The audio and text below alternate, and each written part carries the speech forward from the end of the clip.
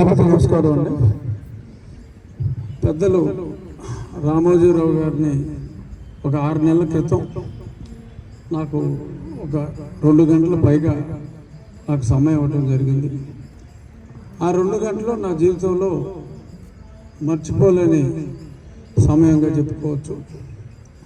ఒక అరాచక పాలనపై అక్షరమే ఆయుధం అని చెప్పి మనం చాలామంది గురించి మాట్లాడుకోవచ్చు. కానీ నిజంగా ఆయన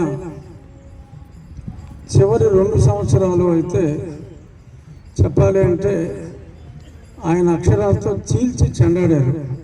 ఇప్పుడు అందరూ కూడా మరి ఆంధ్రప్రదేశ్ నుంచి హైదరాబాద్ రావాలనుకున్న చాలామంది అక్కడ ఆగిపోయారన్న, వచ్చిన వాళ్ళు కూడా చాలామంది వెనక్కి మళ్ళీ మన ఊర్లకి వెళ్దామన్న ఆలోచన వచ్చినా కూడా దానికి ఒకే ఒక్క కారకుడు పద్మవిభూషణ్ అవార్డు రామోజీరావు గారు అని చెప్పడంలో ఎటువంటి సందేహం లేదు.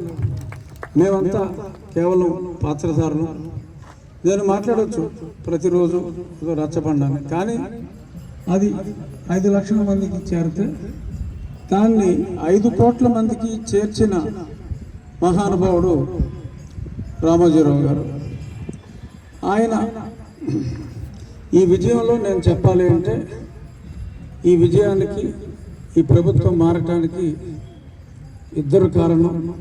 1 భస్మాసురుడు లాంటి జగన్మోహన్ రెడ్డి, 2 శ్రీకృష్ణుడు లాంటి రామోజీరావు గారు. ఇందాక మన మిత్రులు చెప్పారు, రామోజీరావు గారు భీష్ముడు కాదు, ఇంకెవరో కాదు, శ్రీకృష్ణుడు అని. శ్రీకృష్ణుడు అన్నమాట నిజమే, కానీ ఆయన కోరుకున్న సమయం వచ్చే వరకు ఓడించాలి అని అనుకున్నారు.